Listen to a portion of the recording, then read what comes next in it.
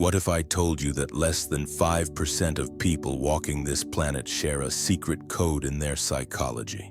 A code so rare most never even realize they have it.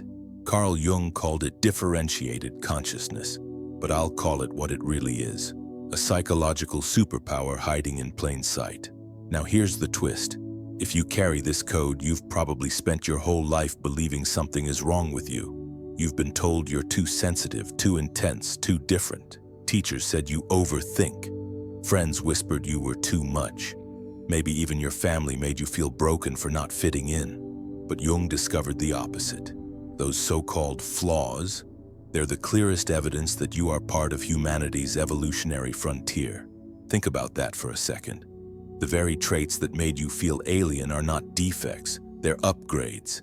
You are not too much for this world. The world is too little for you. And that's exactly what Jung uncovered in his decades of research.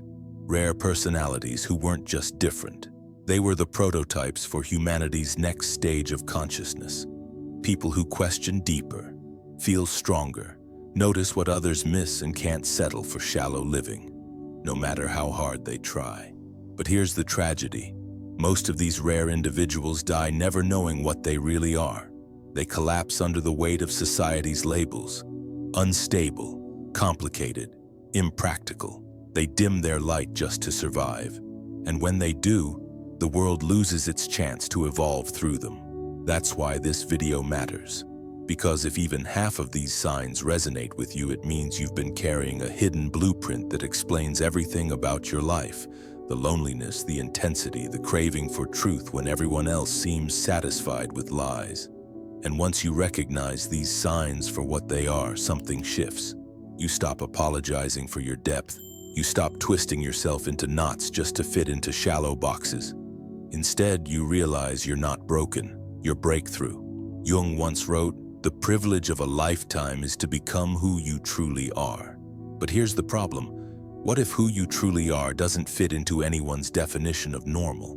What if your restless mind, your relentless curiosity, your refusal to settle are actually proof that you're wired for more? Let's look at it from an evolutionary perspective. Every leap forward in human history, from philosophy to science to art, came from people who couldn't play by the rules of ordinary thinking. They felt more, questioned more, demanded more. And while society often punished them for it, their so-called madness was simply advanced consciousness that others weren't ready to understand. Now here's where it gets chilling. Modern neuroscience has started to catch up to Jung. Studies show that around 20% of people have nervous systems that process the world more deeply. But Jung went further. He identified an even rarer group, people whose entire psychological architecture operates at an advanced level. They don't just feel more, they live on a deeper layer of reality itself. And if that's you, you've probably noticed it. The way you sense the tension in a room before anyone speaks. The way your mind refuses to settle for shallow answers. The way meaningless routines feel like psychological prison cells. Let me ask you something. Have you ever felt emotion so deeply that it almost scared you? Not just sadness or joy, but layers of feelings stacked like symphonies moving through your entire being while everyone else in the room seemed numb. Carl Jung called this phenomenon affect-toned complexes, emotional currents that ripple through the psyche with an intensity most people will never touch. To the ordinary mind, it looks like instability, but Jung saw the truth. This isn't weakness, it's advanced emotional design. You don't just feel. You resonate. Emotions move through you like sound waves in a cathedral, echoing with meaning others can't even detect. When someone lies to your face, you feel it in your body before the words finish leaving their lips. When there's tension in a room, your nervous system picks it up instantly, even if no one dares to acknowledge it. And yet, society punishes you for this gift. From a young age, you may have been told, "You're too sensitive," as if sensitivity were a flaw. As if noticing reality at its deepest register meant you were defective. But let's flip that on its head. Isn't it more insane to be blind to reality than to feel it fully? Here's the shocking truth Jung uncovered. What most people call oversensitivity is actually your direct line to the objective psyche, the collective field of human experience. You're not just reacting to your own feelings. You're tuned into an undercurrent of truth that most people spend their entire lives avoiding. Think about it. When someone says they're fine, but you feel that fine is a lie, you're right. When you sense someone's pain long before they show it, you're not imagining it. Your psyche is wired like radar, constantly scanning and registering emotional frequencies hidden from normal perception. But here's the dangerous paradox. Without awareness, this gift feels like a curse. Why? Because you end up carrying other people's emotions as if they were your own. You soak in their tension, their sadness, their anger, until you feel exhausted by emotions that never belonged to you in the first place. Jung warned about this. He understood that rare personalities with heightened depth often become unconscious therapists for everyone around them. People unload their secrets on you. Strangers confess things they've never told anyone. Friends cling to you because you just understand. But while you're healing others, who is healing you? This is where the shift happens. Emotional depth is not meant to be a prison, it's meant to be an instrument, a tool. The rare few who master this depth transform it into wisdom, empathy, and even creativity. Think of artists, visionaries, spiritual leaders. Their greatness was born not from avoiding emotional storms, but from navigating them. And this is the real mark of psychological rarity. You don't drown in emotion, you decode it. You take feelings that overwhelm others and turn them into maps of meaning. Jung himself wrote, "Everything that irritates us about others can lead us to an understanding of ourselves. But for you, it goes deeper. Everything you feel becomes a gateway to insight about people, about life, about the very architecture of the human psyche."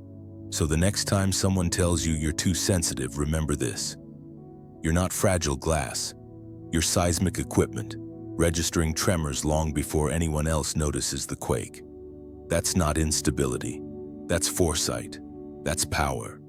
Most people avoid these questions like they avoid death. They drown themselves in distractions, endless scrolling, gossip, routines that keep them numb. But if you're rare, you can't look away.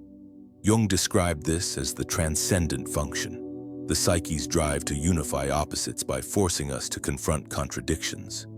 Your mind isn't satisfied with appearances. You keep digging until you find what's real. And in a shallow world, this is dangerous, because the more you question, the more masks fall away. The more you seek truth, the more uncomfortable you make those who would rather live in illusion. Here's the bombshell. Jung believed this relentless curiosity isn't just personal. It's evolutionary. Humanity depends on a small percentage of individuals willing to pull back the veil. Without them, society stagnates.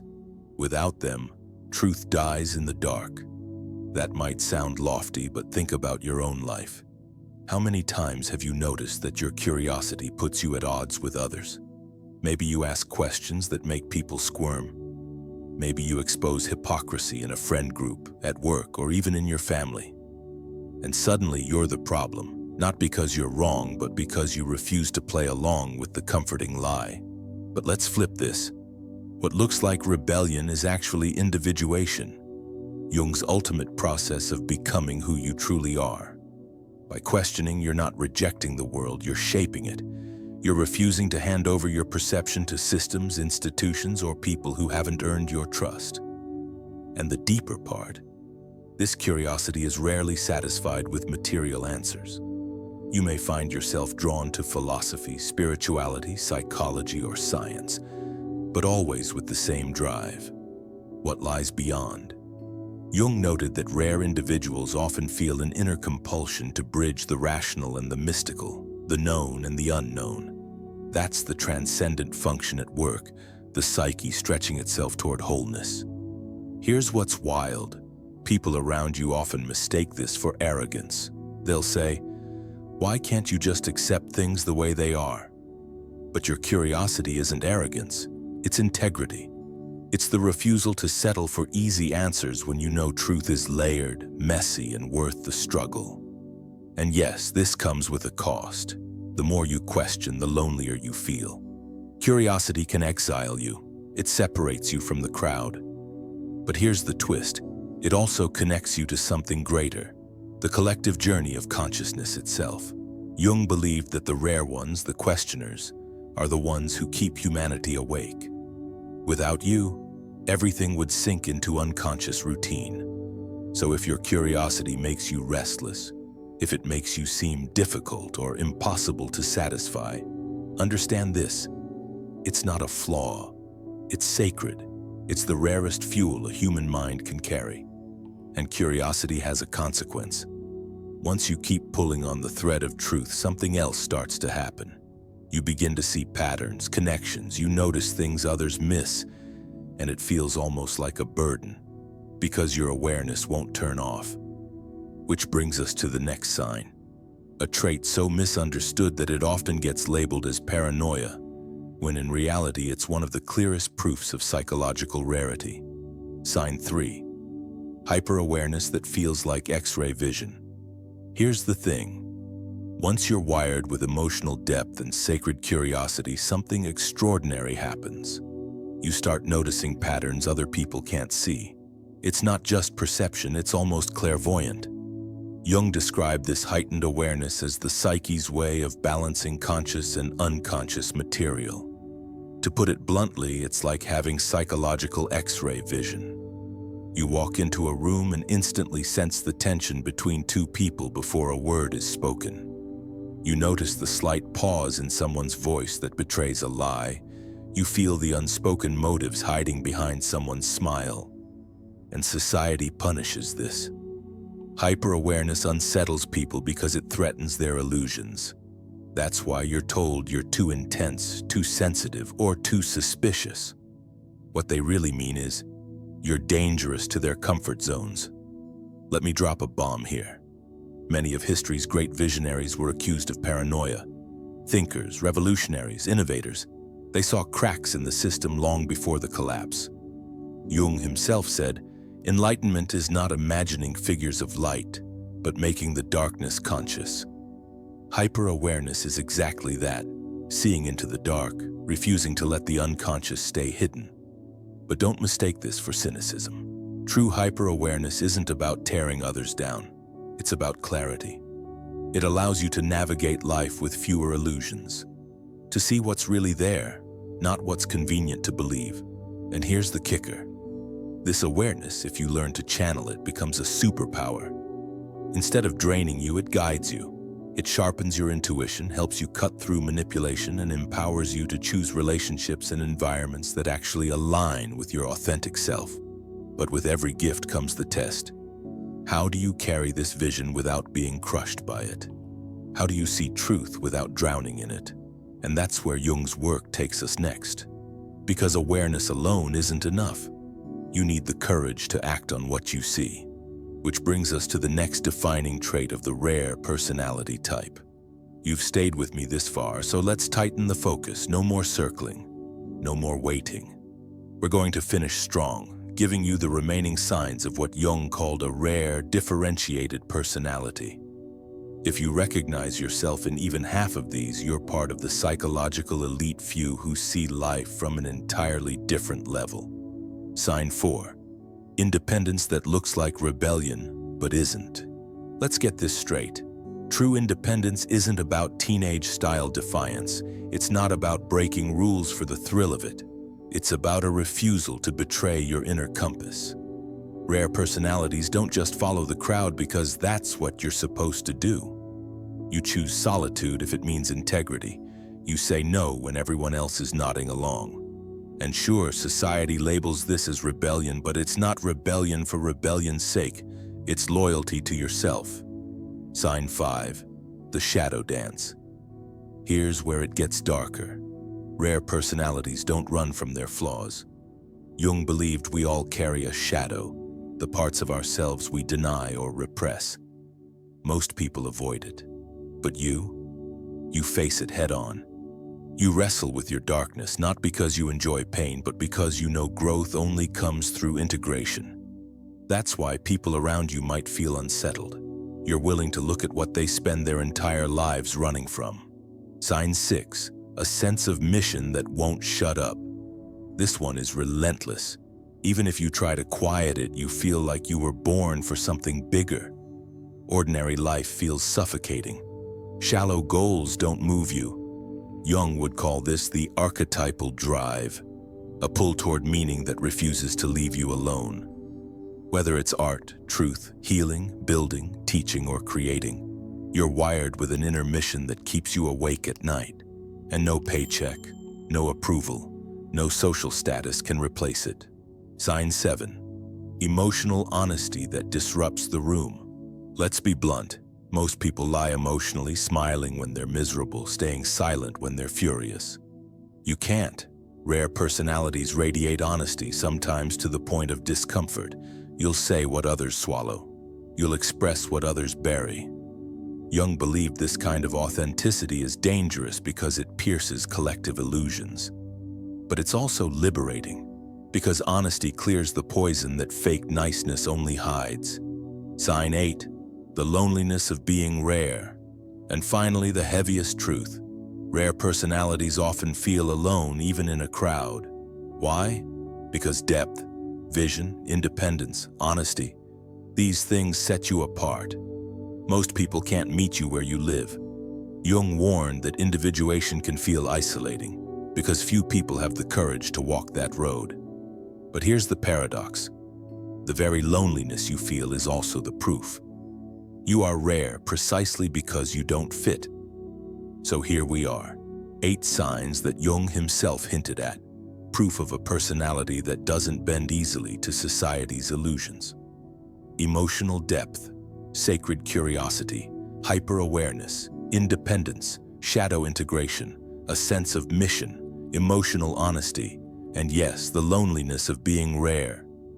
If you recognize yourself in these traits, it's not a curse, it's a calling. You're not broken, you're built differently. And the challenge of your life is not to hide it, but to live it fully. And because you've stayed until the end, here's your next step. If you found value here, drop a comment below. Which of these signs hit you hardest? And don't leave just yet. The next video waiting for you is Carl Jung's 18 Secrets of Human Nature. How to see through anyone instantly. If this one resonated, that one will change everything. Like this video, subscribe for more, and remember, being rare means you're not too much for the world. The world is too little for you.